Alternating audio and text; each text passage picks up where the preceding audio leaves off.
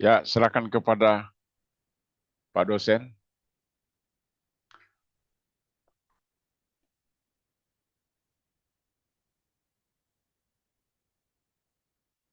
Nggak dengar suara ya. Suaranya belum masuk, Pak dosen. Iya. Suara Pak dosen belum masuk. Tadi juga Pak Waru sebelum berdoa terbuka. Ketika berdoa, malaikat menutupi. Pak dosen masih belum masuk. Memang signal lagi parah di sana. Bisa, Pak dosen? Belum masuk ini, belum ada suara. Kenapa ya?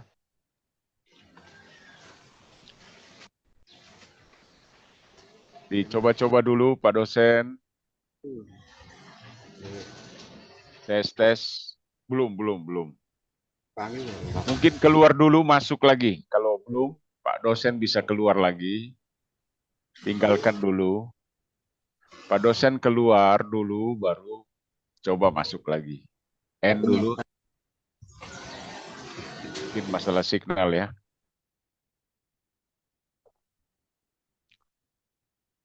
Tolong nanti kontrol sementara kita mengikuti pelajaran, sebentar kontrol, jangan sampai terbuka kita punya suara ya. Sehingga akan mengganggu jalannya kuliah kita.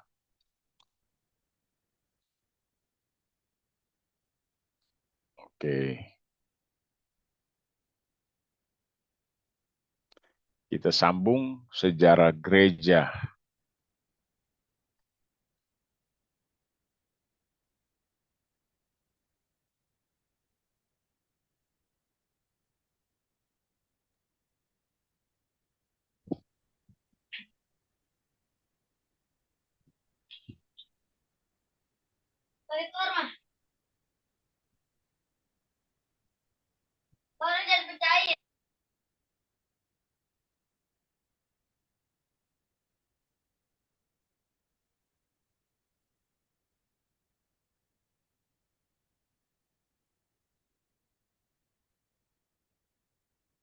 Ayo, gimana Pak dosen? Ada suara?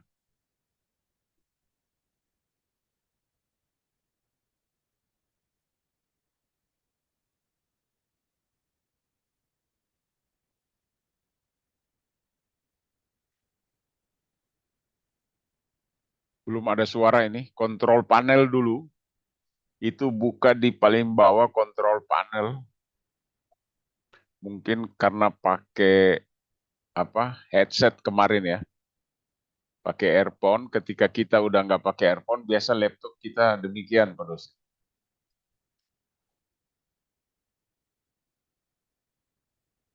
Ada kontrol panel. Kita buka di hardware and sound. Baru paling di bawah, Realtek HD Audio Manager. Tinggal kita atur di situ, kita pilih mic.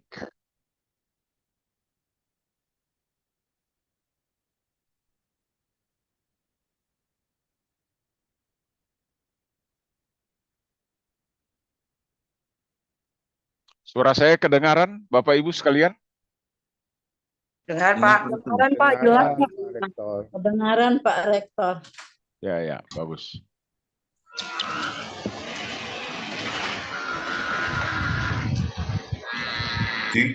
Cik.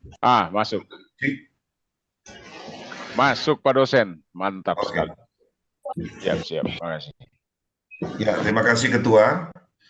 Mohon maaf, Biasa. saya sinyal di Toraja ini kurang bagus di satu hari ini. Ya, saya live dari Sekolah Kitab Toraja. Oke, baik. Siap. Ya, oke. Bisa minta di ini, Pak Ketua, untuk saya slide share. Siap. Sudah. Oke, baik.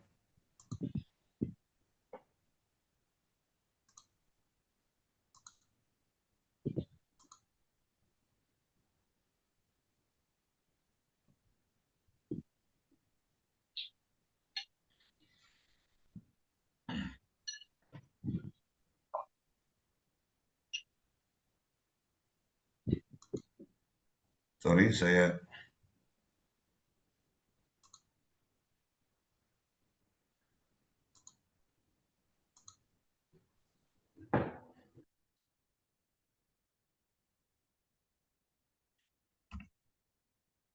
let's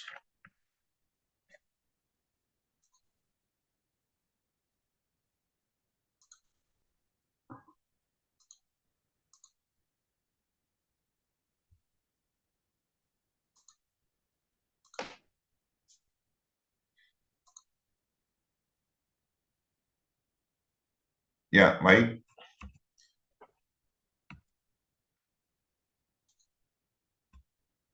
Oh. Kita masuk di konteks teologis dari sejarah gereja. Setelah kita melihat latar belakang apa dan bagaimana kita mempelajari sejarah gereja umum, dan sekarang kita lihat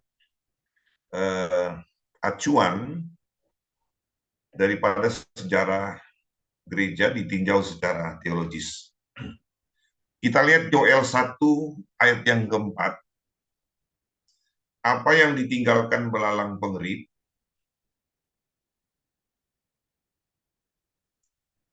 telah dimakan belalang pindahan. Apa yang ditinggalkan belalang pindahan telah dimakan belalang pelompat. Dan apa yang ditinggalkan belalang pelompat telah dimakan belalang pelahap. Kalau kita perhatikan terjemahan asli dari ayat ini, dan juga terjemahan King James Version, ini sebenarnya hanya satu belalang ya. Jadi satu belalang yang kemudian menjadi metafora atau menjadi simbol daripada Nabi Yoel terhadap bangsa Israel tentu pertama, yang kemudian mengandung unsur nubuatan terhadap gereja di masa yang akan datang. Dalam hal ini pertama tentu sejarah gereja itu berhubungan dengan Israel secara kahal umat, dan kemudian kita lihat ini menunjuk kepada gereja di masa yang akan datang. Jadi sebenarnya bukan 4 belalang, tetapi satu belalang, tapi dia berproses. Nah, kita akan melihat tinjauan secara teologis yang diutarakan oleh beberapa sejarawan kita, baik bapak-bapak gereja kita. Mereka menggunakan ayat ini menjadi salah satu dasar pemikiran dari sejarah gereja. Begitupun dengan Yahudi, misalnya Josephus Flavius, dia menggunakan juga ayat ini sebagai satu panduan untuk terhadap gereja, terhadap bangsa Israel. Dan tentu bagi kita, bapak-bapak gereja, menggunakan dasar ayat ini. Nah, tentang proses bagaimana pekerjaan Tuhan di dalam sejarah gereja, dalam hubungannya dengan nubuatan Nabi Yoel ini. Kalau kita lihat nubuatan ini, pertama tentu merujuk kepada Israel sebagai umat pilihan atau sebagai kahal. Bagaimana kemudian di zaman itu rajanya diangkat masih sangat muda sekali. Lalu kepemimpinan rohani itu ikut campur di dalam kepemimpinan secara kerajaan. Jadi kerajaan itu kemudian dipengaruhi oleh para imam, artinya imam-imam yang mendominasi. Mohon maaf, hujannya sangat keras. Saya kecilkan dulu.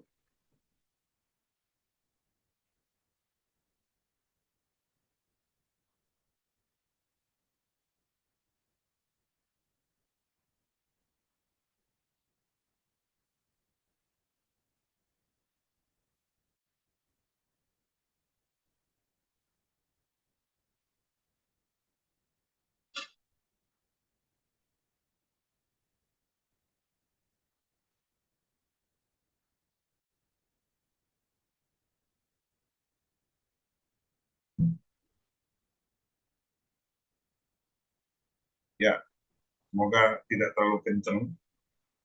Hujannya di Toraja cukup deras.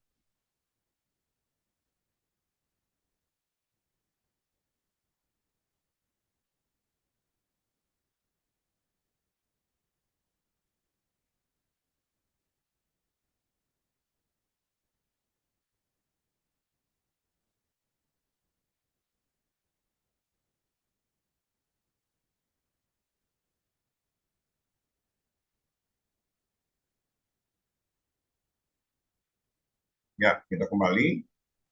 Jadi imam-imam pada zaman itu sangat mendominasi kerajaan Israel yang rajanya masih sangat muda pada waktu naik tahta. Sehingga kemudian Tuhan lewat Nabi Yoel ini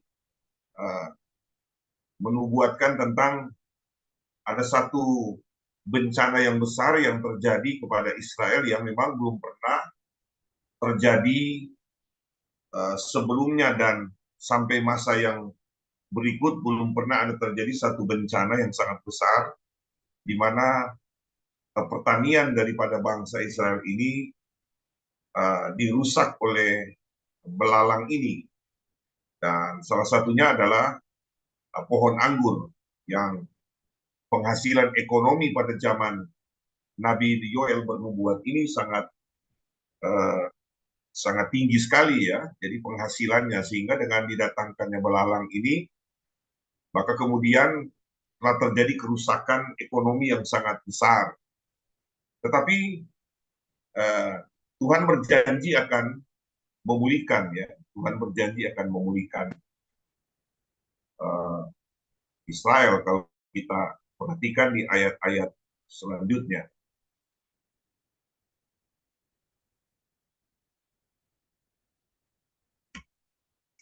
Nah, jadi kalau kita perhatikan,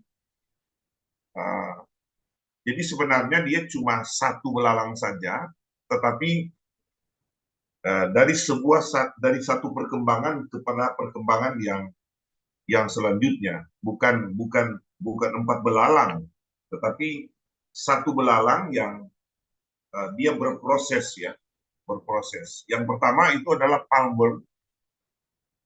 Palmworm itu adalah serangga yang masih tahap larva ya, masih tahap larva, dan makannya masih daun-daun muda.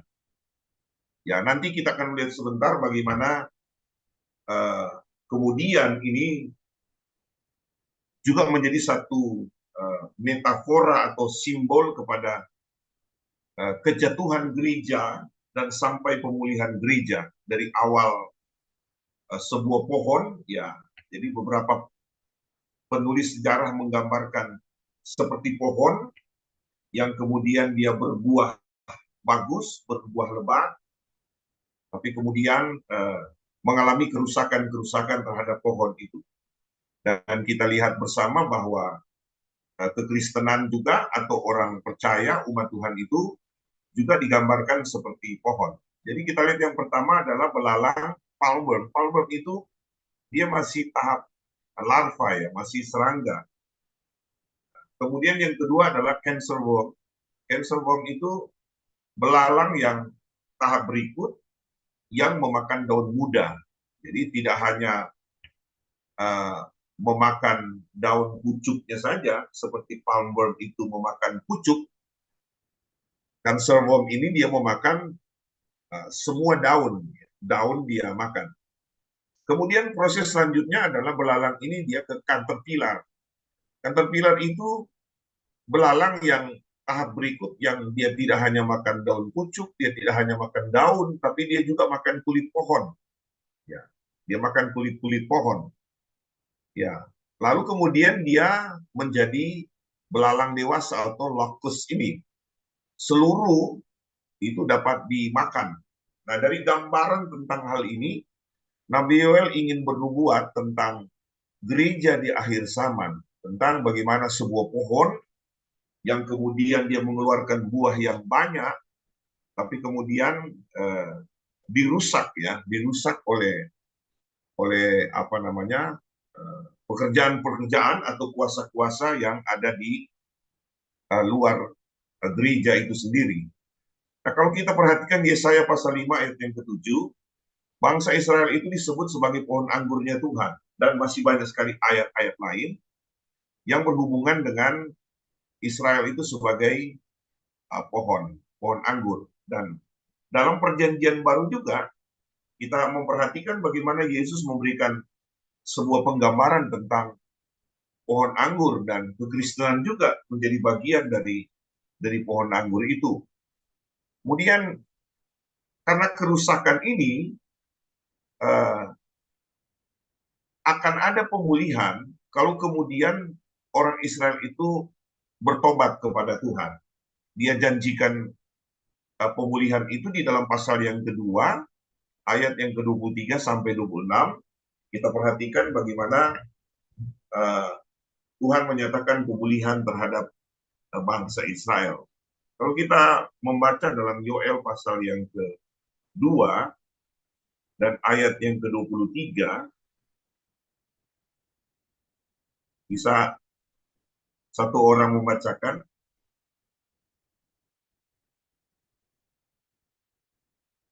Langsung dari ayat 25 saja. Yoel berapa, Om? Yoel pasal yang kedua, ayat yang ke-25 sampai 26. Yoel pasal 2.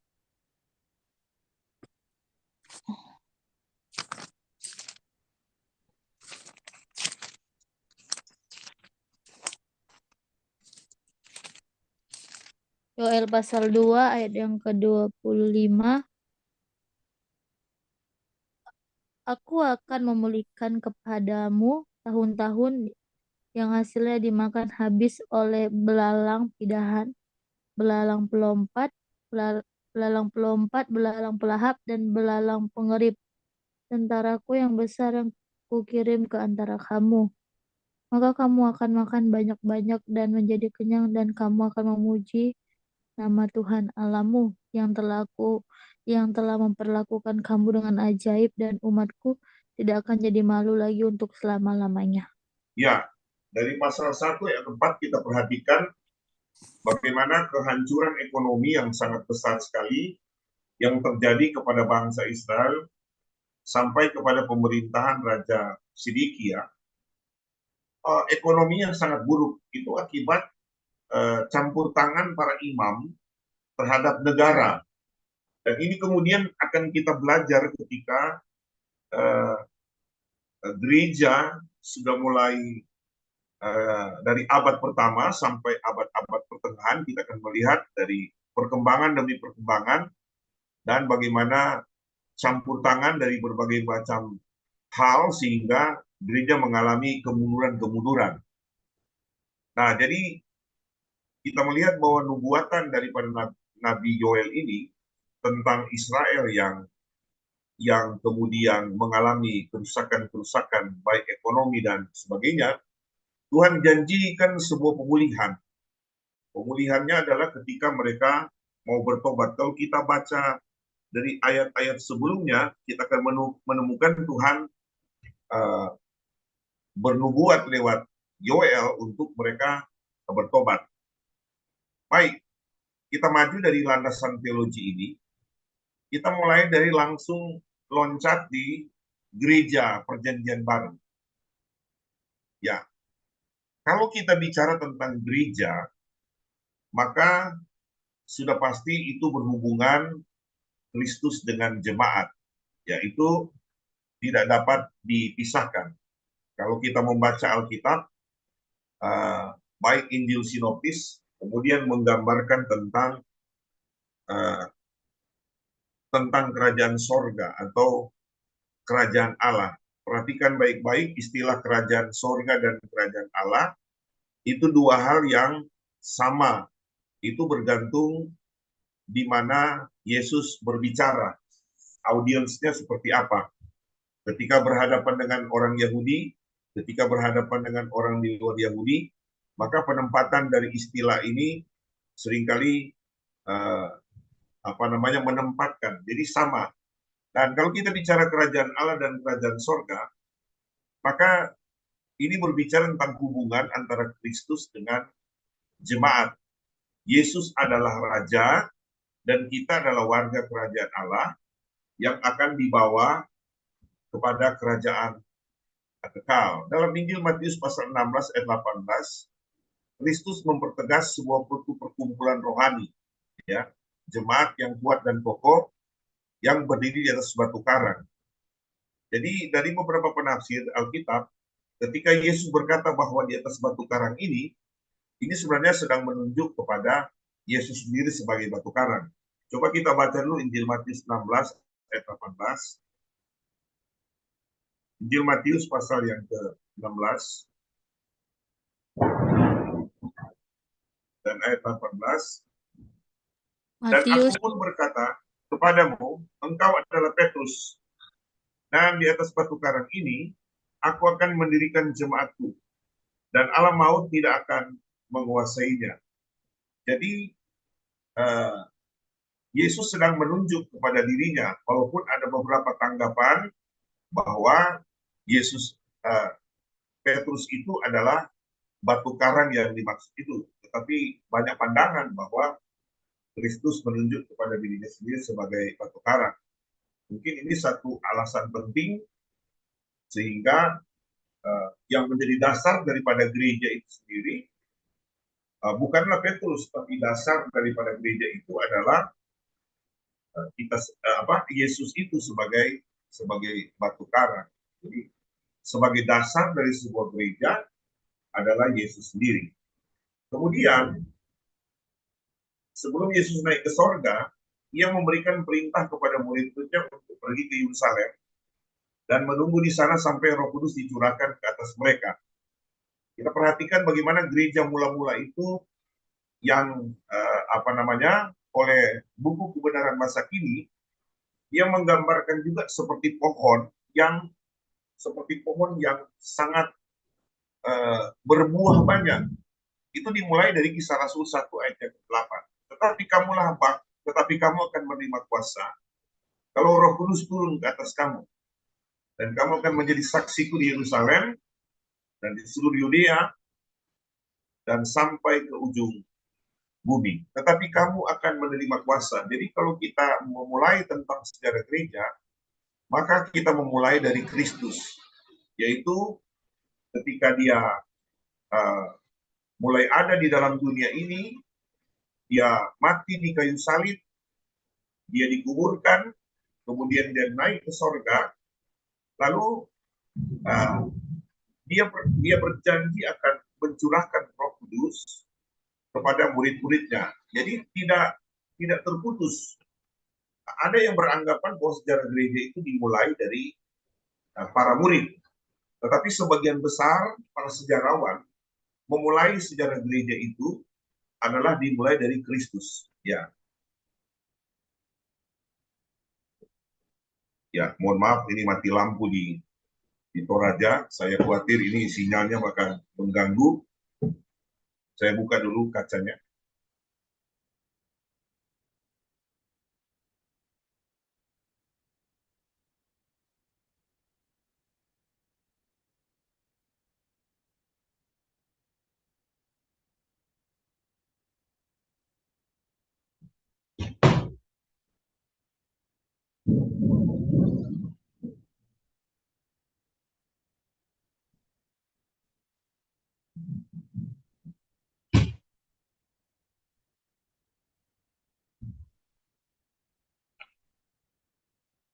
Ya, lagi hujan besar di Toraja.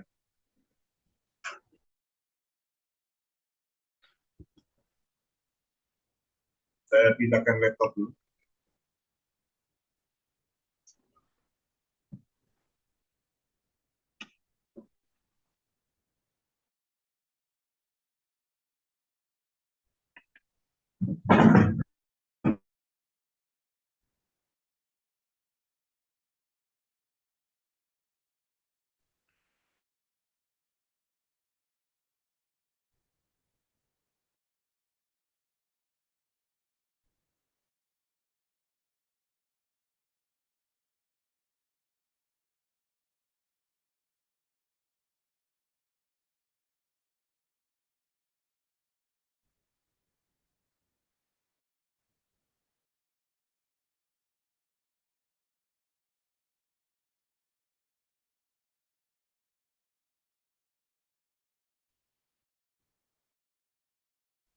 5.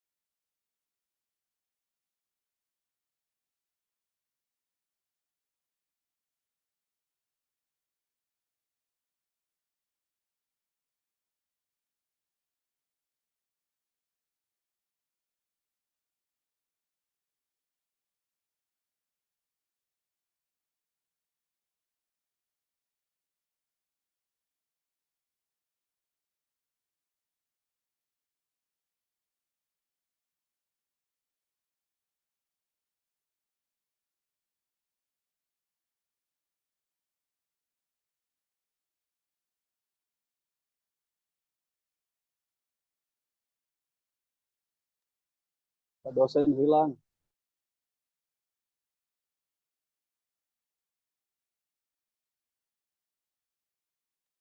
Ada problem besar itu berarti. Hujan mungkin panas di ruangan dan mungkin ke kena air hujan ya. Itu kira-kira yang menyebabkan. Halo, masih hidup semua ya? Masih Pak. Pak. Ih, Hidup ya, masih Pak. baguslah.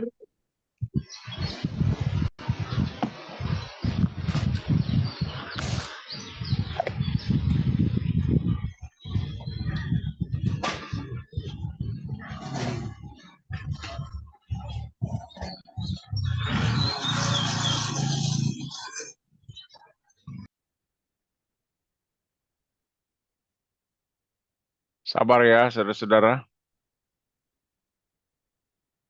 Iya Pak dosen. Jadi nanti ada soal multiple choice yang akan diberikan kepada saudara untuk sejarah gereja umum ya. Pak dosen bagi materinya yang minggu lalu dong tentang gereja. Itu minta kepada dosen dulu ya. Nanti saudara-saudara Oh, langsung. Ya, minta langsung aja. Oke, makasih. Nah, Tapi nomor Pak dosen nggak ada. nanti bilang di kuliah aja. Ntar pasti kasih waktu terakhir.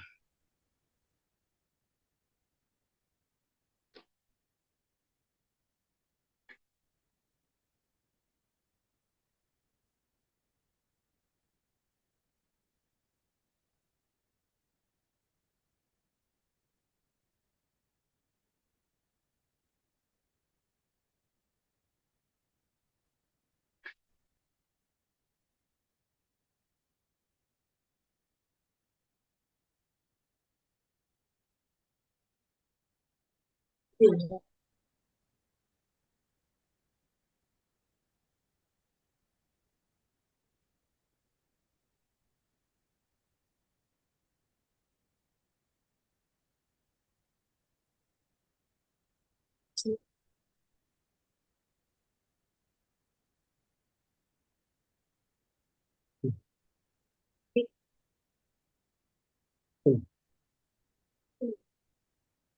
Nanti juga masuk. Iya. Oh, iya. Iya. Nanti juga masuk, Pak dosen.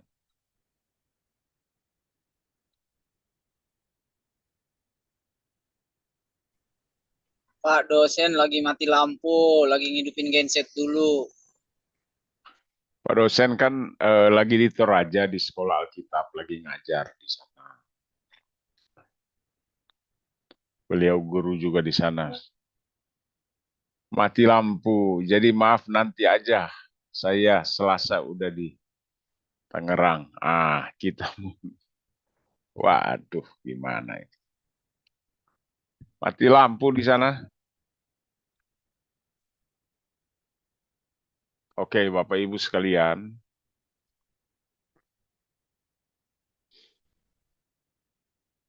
Itu sudah SMS. Pak dosennya SMS.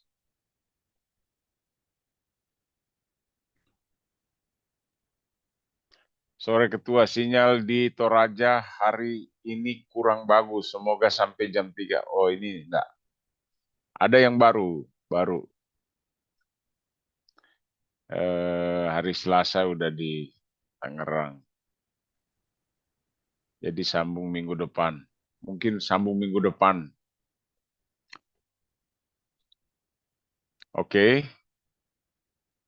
Saya ingin, kalau memang Pak dosen nggak masuk lagi, jadi saudara cek ya. Saya ingin kasih kuliah homiletik aja ya, pada saudara.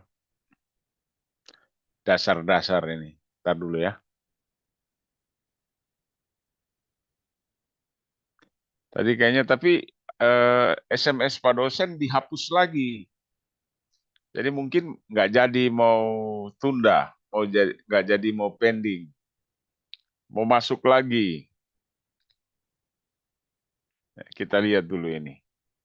Gimana? Dihapus soalnya tadi. Tapi saya sudah baca tadi. Saya sudah tangkap bahwa minta maaf. Hari Selasa sudah di Tangerang. Tadi dulu ya. Kalau enggak, saya mau kasih saudara singkat aja ya, community. Bagaimana saudara bisa berkhotbah aja. Teknik berkhotbah singkat aja. Paling enggak sampai setengah jam. 20 menit aja. Karena ini mata kuliah sekarang kan milik dosen lain.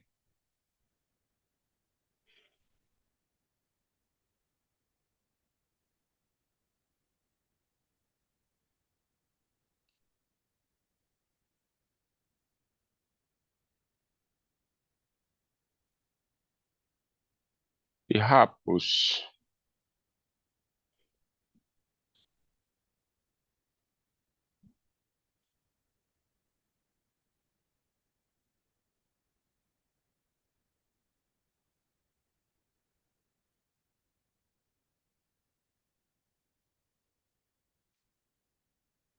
Mati lampu, jadi Oh, iya. sinyal pasti akan terganggu.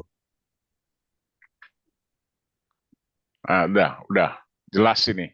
Suara jelas, Pak dosen. Cuma listrik mati ya. Oke, baik. Ya, Bisa ya, baik. tahan Lumayan. laptopnya, tahan ya. Ya, siap. Makasih. Sip. Lanjut.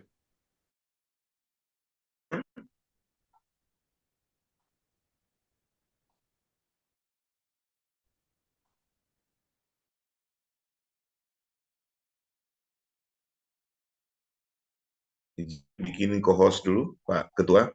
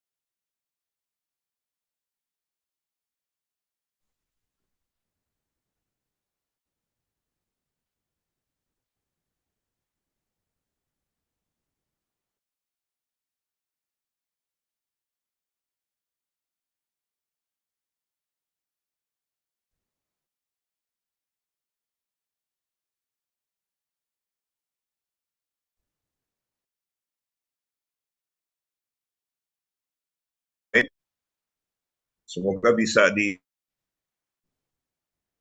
bisa dengar.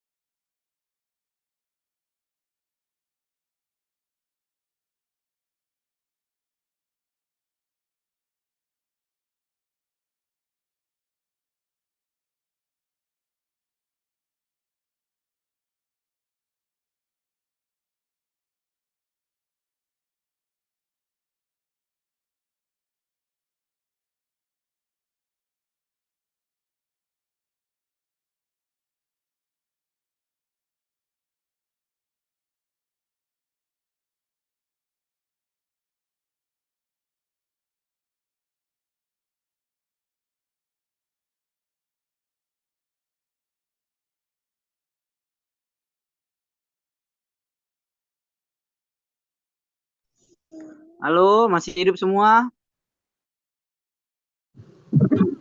Masih. Masih Pak Ketua. Masih.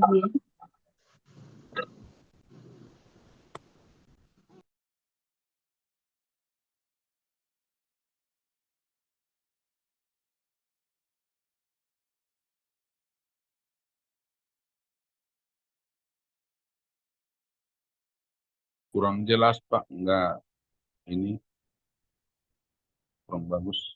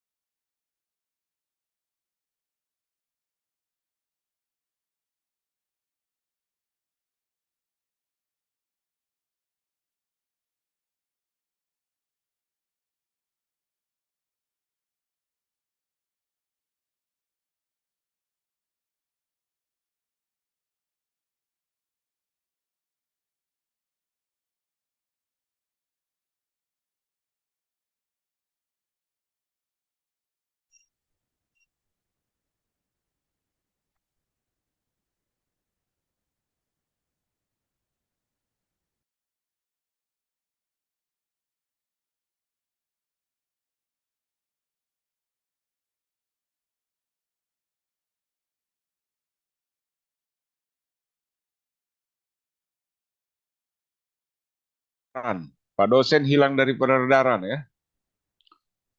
Oke, Bapak, Ibu, Saudara-saudara yang dikasih Tuhan, saya nambah-nambah aja sambil dosen. Jadi saudara, kalau kita belajar ini SGU ya, SGU. Jadi dosen itu kan dengan segala perspektif. Sejarah gereja umum itu, saudara juga jangan lupa belajar, saya kasih kisi-kisi ya. Belajar dan juga pegang buku yang karangan Berhoff. Yang kedua, Ragi Cerita. Ya, saudara Karangan pegang siapa Pak dosen? gimana? Karangan siapa? Berhoff. Sejarah gereja. Oke. Yang kedua, Ragi Cerita, Van den End. Saudara pegang itu. Karangnya. Ini yang bertanya, namanya Oppo A54 siapa ini? Tolong pakai nama sesuai dengan yang terdaftar di sekolah ya. Karena kita sering ambil dokumentasi juga, foto. Saudara-saudara, jadi itu Van den End, Ragi Cerita judulnya. Dan yang kedua adalah Sejarah Gereja Umum, karangan Berhoff. Saudara bisa pelajari di situ bagaimana kalau kita belajar silabus atau RPS, rencana pembelajaran semester. Kalau sekarang istilahnya. Dulu itu adalah silabus, sekarang RPS. Ya. Nah, maka tidak lepas dari dua buku penting itu. Ya. Berhoff, saya ada bukunya dua-duanya. Dan juga didukung dengan banyak buku-buku penunjang lain tentang sejarah gereja umum. Nah, sejarah gereja umum ada satu, ada dua. Ini. Tahun 2006, murid-murid saya yang sudah doktor-doktor di GPDI, saya mengajar ini, saudara-saudara ya. Tidak terlepas dari silabus yang berlaku dari Departemen Agama. Sekitar tahun 2000, 2006, 2007, dan seterusnya. Jadi dua buku ini buku yang sangat penting. Dari silabus itu, saudara harus mengenal gereja. Gereja itu tumbuh saat di mana pelayanan Yesus yang ada di Israel atau disebut tanah Palestina. Gereja bertumbuh, kemudian terus gereja berada dipengaruhi dengan Helenisme. Helenisme ini adalah paham di mana semua negara-negara dipengaruhi dengan kebudayaan Yunani. Helen.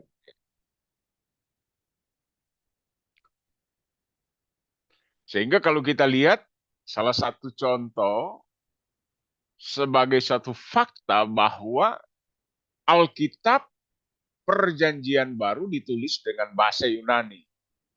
Beberapa hari kemudian saya akan mengajar saudara bahasa Yunani. Ya.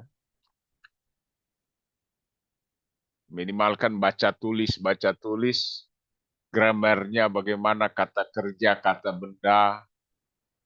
Kita nggak mau jadi penerjemah, saudara-saudara.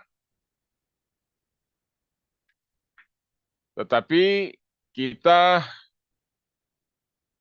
minimal membaca Alkitab dan juga dapat mengetahui arti dari kata-kata Yunani. Ada kamus-kamus yang dapat membantu kita untuk mengetahui tentang arti-arti. Misalnya ginosko, blefo, ya kan? Oida, ginosko. Ginosko itu kita bisa mengenal, ya kan? Mengenal, mengetahui. Itu. Aku mengetahui. Saudara belajar tentang agape. Saudara belajar tentang kata pistis, itu iman. Pisteo, aku percaya. Jadi ada kata dasar, kata benda, dan juga kata kerja. Nah itu Alkitab Perjanjian Baru yang ditulis memakai bahasa Yunani. Jadi disinilah pengaruh Helenisme yang kita tahu bersama bersentuhan dengan perkembangan gereja secara umum. Nah, itu saudara-saudara ya. Jadi nanti saudara bisa baca buku itu karangan Berhof, Sejarah Gereja Umum. Saya cuma ingat dua buku ini sama karangan Van den End, Ragi dalam Cerita. Jadi ada pembagian-pembagian sejarah periodisasi abad permulaan, kemudian abad pertengahan sampai abad modern. Itu pembagian yang kita ketahui bersama pada umumnya. Tetapi kita juga harus mengetahui perkembangan gereja. Perkembangan gereja di masa reformasi, ya.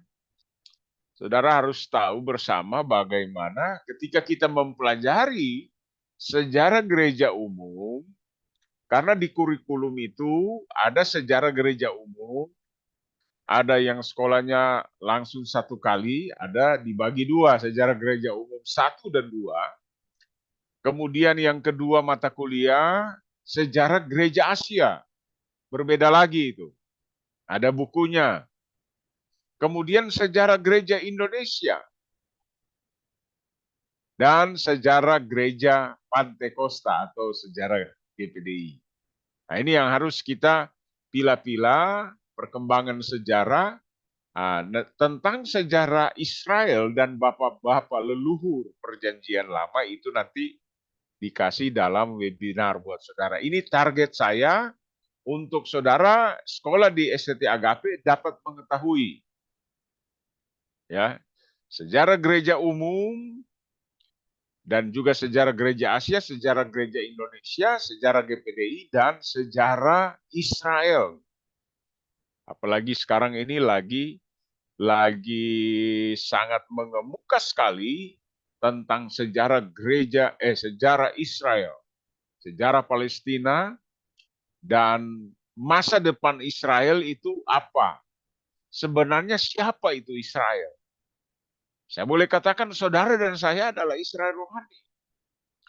Kita bisa belajar Israel zaman dulu, ya, di mana Israel terbentuk dari bapa leluhur yang terkenal dengan Abraham. Abraham keluar dari Ur Kasdim, lalu pergi ke tanah Kanaan, dan itu sebagai perjanjian Allah kepada Abraham.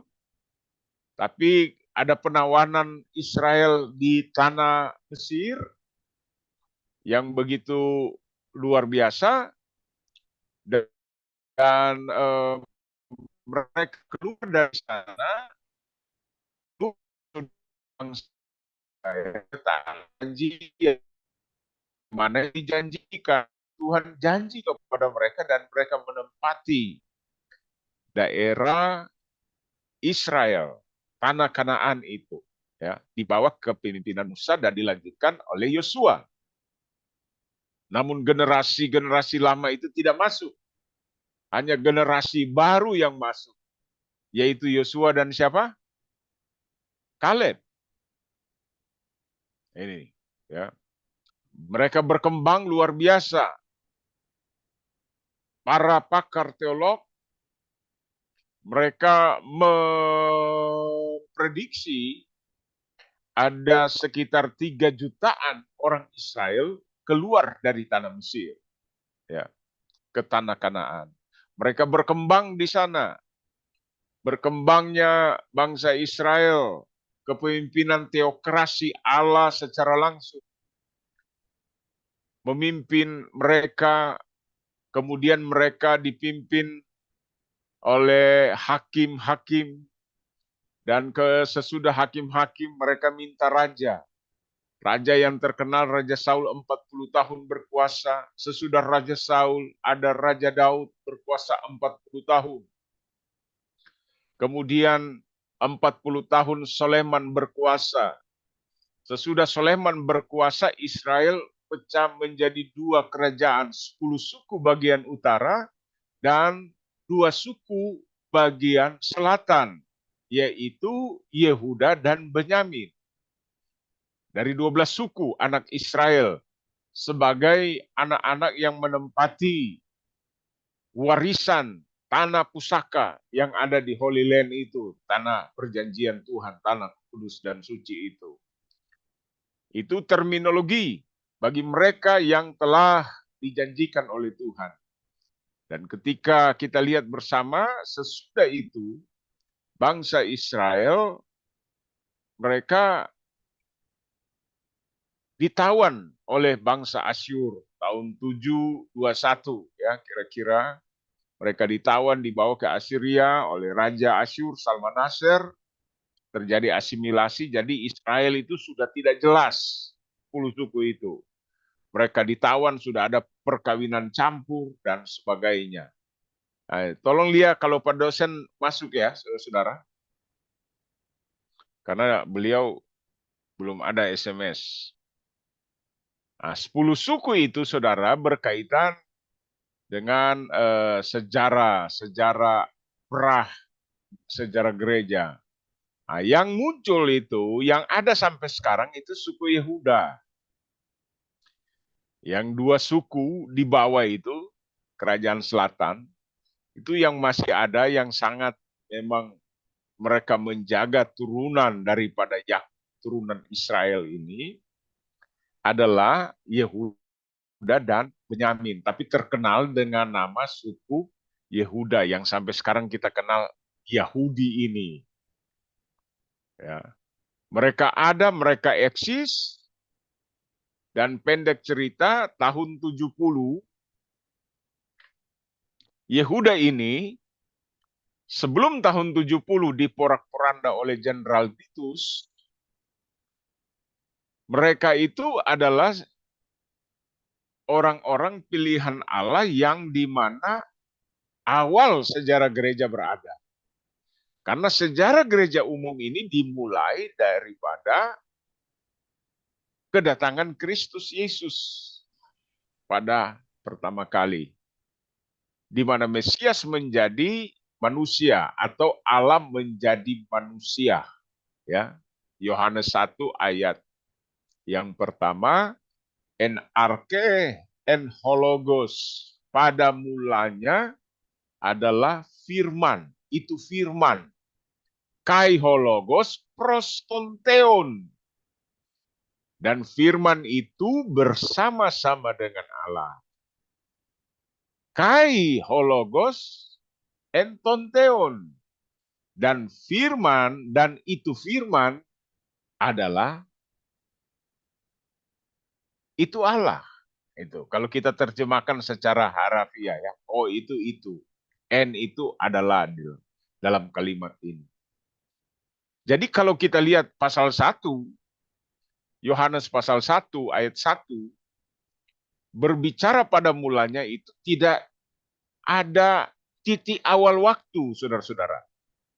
Tetapi itu di dalam kekekalan, dia berada pada mulanya.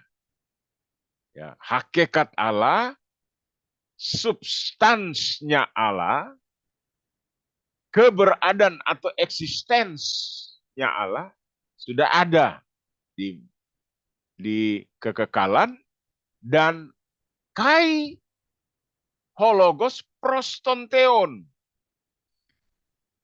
Jadi itu firman, dia bersama-sama dengan Allah. Itu ya, saudara-saudara. Jadi bukan diciptakan dalam keadaan tertentu.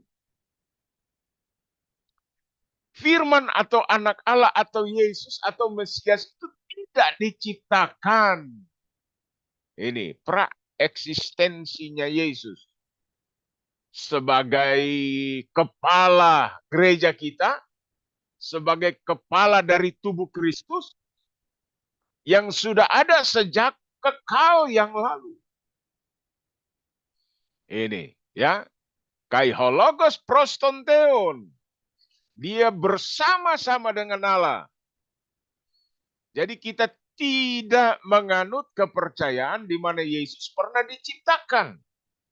Sekali lagi, kita tidak menganut bagaimana Yesus pernah diciptakan seperti saksi Yehova punya pengajaran. Atau aliran Unitarianisme. Ya, kita Trinitas. Ya. Kita Trinitas. Tritunggal Allah. Dapat dibedakan dari 3 hipostasis atau persona, tetapi tidak dapat dipisahkan. 3 pribadi ini, 3 oknum yang selalu kita bilang, 3 oknum. Sudah ada sejak kekal yang lalu. Sama-sama sehakikat, selevel, segrade. Itu. Ya. Kita pelajari bagaimana anak Allah praeksistensi. Ketika eksistensi Yohanes 1 ayat yang ke-14, saudara, di mana firman itu menjadi manusia dan diam di antara kita, nah itu inkarnasi. Inkarnasi dari firman itu, logos itu. Dia menjadi daging, sarx egeneto. Ya. Dia menjadi daging, dan saudara-saudara, ketika dia menjadi daging, disinilah manusia dapat mengenal Allah, mengenal Bapa, sebab Bapa dengan Yesus itu satu. Jadi kalau tidak ada inkarnasi, manusia tidak bisa mengenal Bapa yang lebih jelas. Dan pengenalan kepada Bapa, kepada Allah itu kurang. Inilah untungnya.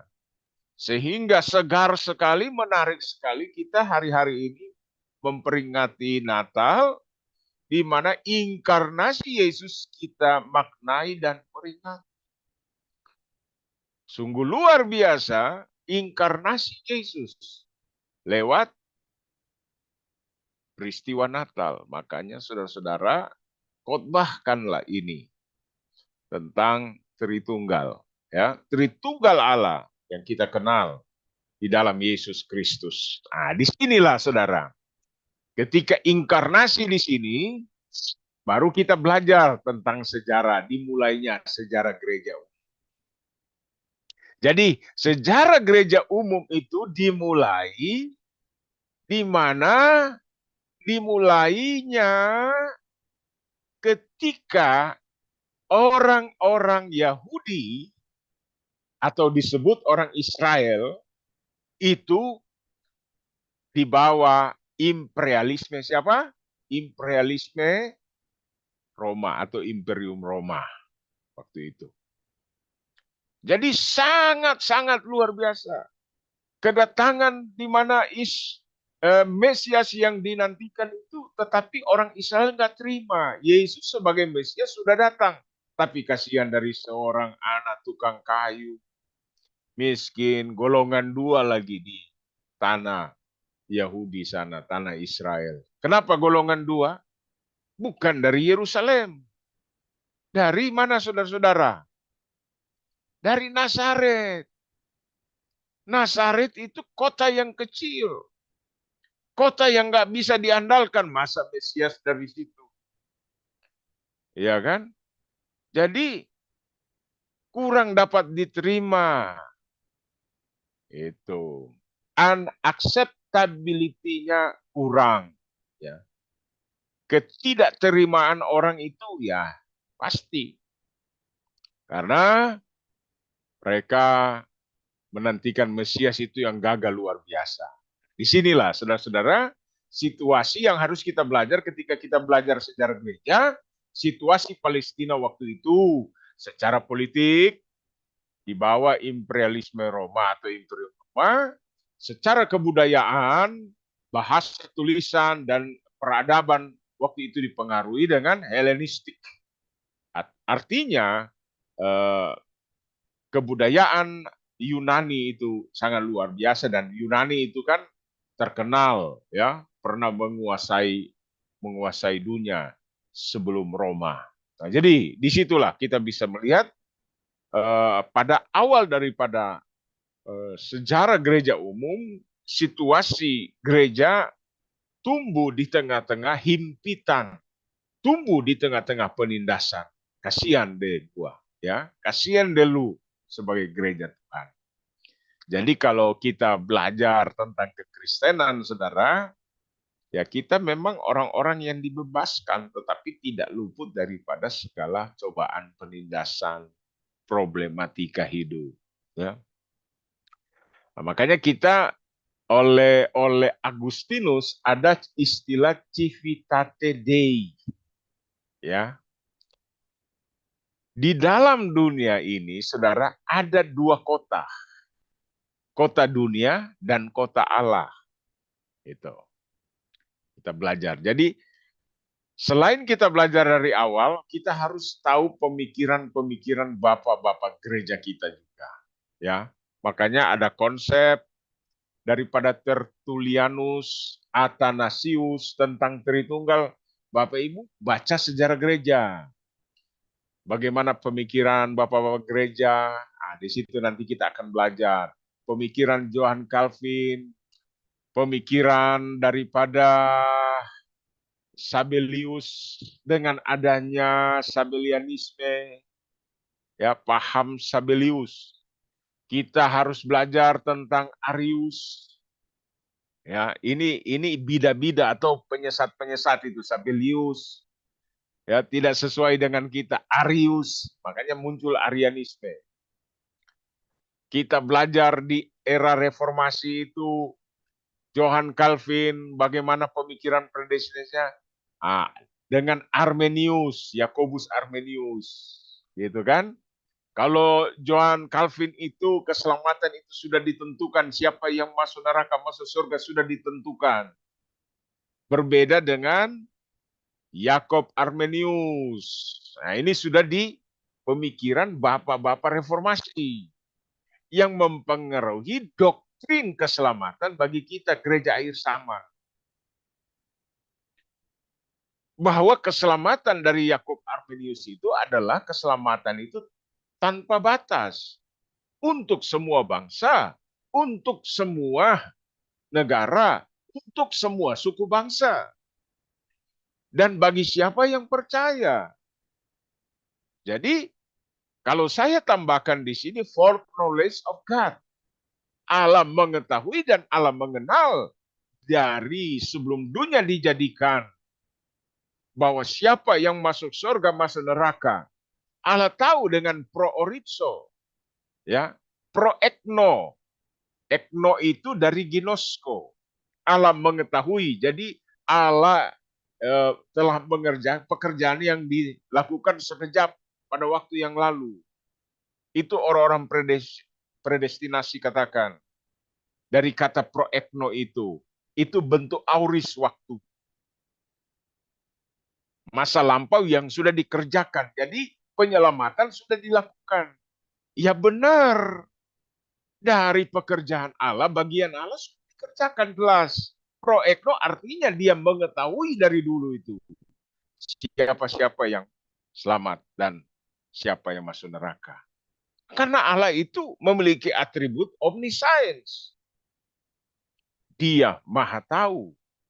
Jadi dari dulu dia udah tahu Pak Norbert, ya, Ibu Nova, Pak Suhardi Munte, ini masuk surga atau masuk neraka.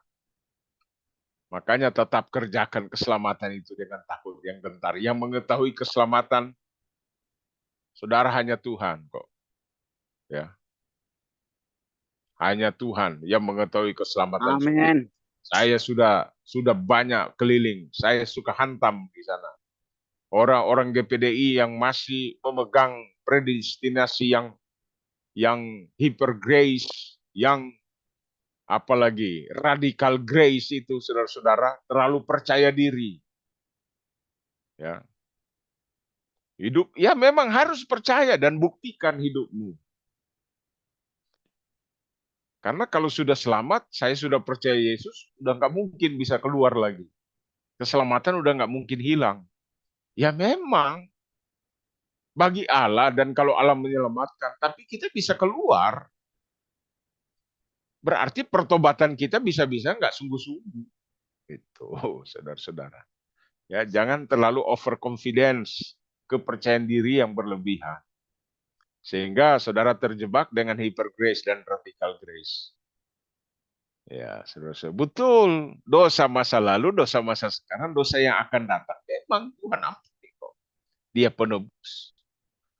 Dia penyelamat. Tapi bagaimana aspek kita, aspek manusia? Tapi kalau proeknonya Allah, Allah telah mengetahui sebelum dunia dijadi di masa yang lampau tentang kehidupan kita. Itu Allah. Dengan rahasianya Allah yang tahu sendiri. Makanya tanya kepada Allah sebentar. Bapa, dalam nama Yesus, Tuhan, saya selamat atau tidak? Iya kan? Jangan saya sudah jadi gembala, melayani, tapi masuk neraka. Itu saudara-saudara. Makanya ya, dekatlah dengan Tuhan. Kita manusia memang tidak sempurna. Ya, Yesus aja yang sempurna. Makanya kita kenal dengan non personon pecare, personon pecare. Tidak dapat tidak berdosa dan dapat tidak berdosa. Ketika kita pasca keselamatan. Setelah Tuhan menyelamatkan kita, kita akan masuk pada area non personon pecare dan personon pecare. Non personon pecare itu tidak dapat tidak berbuat dosa. Ya. Tidak dapat tidak.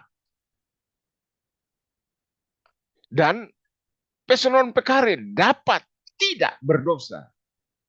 Ya, kita punya tubuh ini dapat tidak berdosa setelah diselamatkan.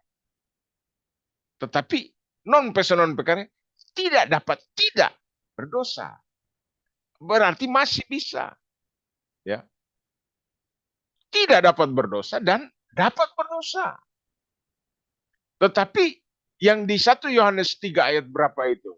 Orang yang lahir dari Allah tidak dapat berdosa. Tidak dapat berbuat dosa. Tahu ayat itu enggak? Nah, itu dari kata hamartane. Itu bentuk present indikatif aktif kalau dalam bahasa Yunani. Artinya apa saudara-saudara? Orang yang lahir dari Allah itu tidak terus-menerus berbuat dosa. Nah, sehingga orang banyak berdebat. Kok orang yang lahir dari Allah tidak dapat berbuat dosa? Itu terjemahan Lembaga Alkitab Indonesia. Langsung dibegitu. Jadi seolah-olah kita berdosa tapi itu bukan dosa. Tidak terus menerus karena bentuk present. Present itu sedang, masih sampai sekarang dilakukan. Itu. Jadi kita belajar bahasa Yunani itulah untungnya. Sehingga kita punya penafsiran yang betul-betul ya pada pendekatan dikaiosune. Aliteia, benar ya, penafsiran yang benar. Puji Tuhan, saudara-saudara, demikianlah sambutan saya dalam Natal kita. Saya suka ngomong begitu, bercanda-bercanda, kebiasaan saya. Ya. Jadi itulah saudara ya. Kenapa saudara harus sekolah? Satu, supaya punya bekal melayani. Ya. Yang kedua, supaya bisa berkhotbah, bisa memberitakan Injil lah, ya kan? Bisa melayani. Jadi mimbar itu bukan nanti pemberitaan itu bukan nanti harus di mimbar. Berbicara juga, saudara ya, face to face, 4 mata. Kalau matanya cuma 1 ya 3 mata. Itu. Jadi bukan nanti di mimbar, saudara ya. Nah, di lapangan juga saudara harus bersaksi. Kemudian yang keempat, saudara, kenapa saudara harus belajar? Saudara harus menafsir. Karena Alkitab ini adalah rahasia Allah. Kalau disebut rahasia Allah, berarti saudara harus mempelajari, mencari tahu rahasianya. Seperti saya bilang kepada saudara, yang tahu saudara masuk surga, ya saudara kan masih ini, tekad saudara, tapi saudara nggak tahu kan ke depan. Iya kan? Hanya Allah yang tahu. Saudara, makanya tanya kepada Allah. Sebentar, tanya selalu. Tiap hari tanya dalam doamu, dalam penyembahan. Diam-diam aja, biar istri enggak, suami enggak dengar. Anak-anak dan jemaat. Tuhan, ya, saya mau ingin tahu, Engkau berkata kepadaku. Gitu. Bukan berarti saudara bilang, oh ini ada ajaran baru lagi, Pak Kris. Percaya Yesus pasti masuk surga. Itu aja. Jangan diplesetin lagi proposisi saya. Proposisi itu pernyataan bisa dinilai benar, bisa tidak. Ada ajaran baru lagi dari Pak Ketua STT Agape. Saya hanya menyisir. Saya hanya membuka untuk saudara. Untuk mengetahui bagaimana saudara. Harus tahu.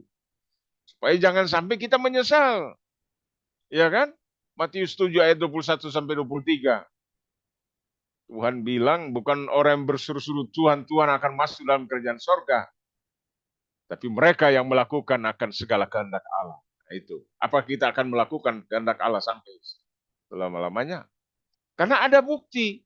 Ada orang di dalam Tuhan yang ngaku orang Kristen, yang ngaku beriman kepada Yesus, bahkan bukan saja pengakuan confess kepada Yesus sebagai Tuhan dan Juru Selamat. Bahkan dia pelaku pendemonstrasian daripada kuasa Allah. Aku mengusir setan demi namamu. Aku bernubuat demi namamu. Ya kan? Ada orang-orang kata Yesus, ini Yesus berkata di Injil. Aku bernubuat demi namamu, mengusir setan demi namamu. Apalagi yang ketiga itu, ada 3. Saya lupa satu. Semua demi nama Yesus. Artinya apa? Aktif dalam pelayanan. Tapi kenapa mengalami rejection, saudara-saudara? Penolakan. Mengapa mengalami rejection of the Lord, of the Jesus Christ? Ada penolakan dari Yesus Kristus. Karena apa?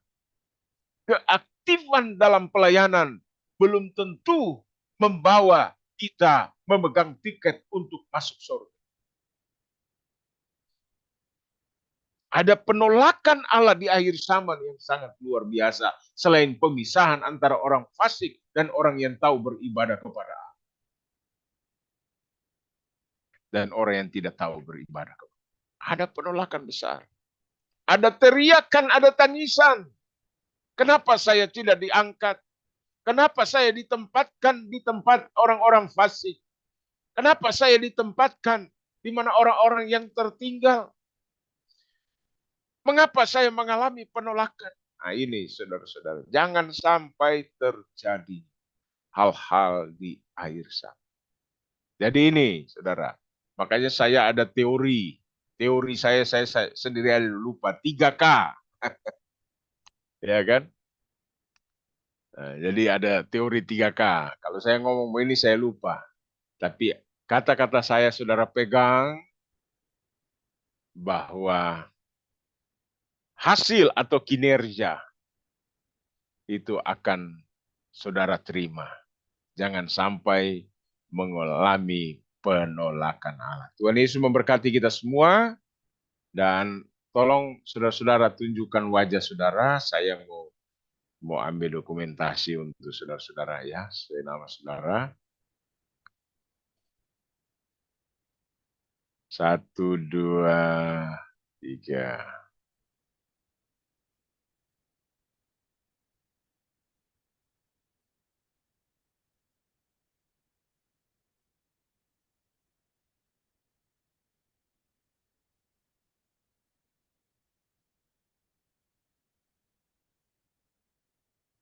Oke. Selamat sore semua ya. Sudah jam. Pak dosen tadi sudah minta maaf untuk beliau tidak bersama-sama. Jadi nanti mungkin minggu depan dia akan sambung pelajaran. Sebenarnya hari ini harus selesai. Saya memang yang paksakan bagaimana apa bisa ngajar besok. Karena sudah berjanji nanti kan sambung. Nanti saudara-saudara juga mengikuti ya. Jadi tadi baru berapa menit kali ya, 20 menit kali. Tapi saya sudah kasih kisi-kisi kepada saudara ya, saya sejarah gereja umum ya. Sudah ada gambaran awalnya, terus zaman Laan, pertengahan mulai tahun 500 sekian sampai 1500 itu abad pertengahan. Abad reformasi dan abad modernisasi di 1500. Ya, sejak reformasi dan selanjutnya abad modern sampai sekarang. Kita juga harus belajar periodisasi gereja secara umum. Tapi spesifikasi gereja di Asia juga kita belajar nanti ya. Seperti William Carey di India, perannya luar biasa. Di Korea, di Jepang. Nah, di Asia kita belajar sedikit. Termasuk gereja di Timur Tengah juga kan Asia sebagian Timur Tengah. Dan juga gereja di Indonesia. Ya, kita belajar. Itu aja. Dan saya percaya saudara ini kan pintar-pintar. Kembangkan apa yang saudara bisa belajar. Tuhan Yesus memberkati kita semua. Kita akan tutup acara kita. Nanti Ibu Tampi berdoa.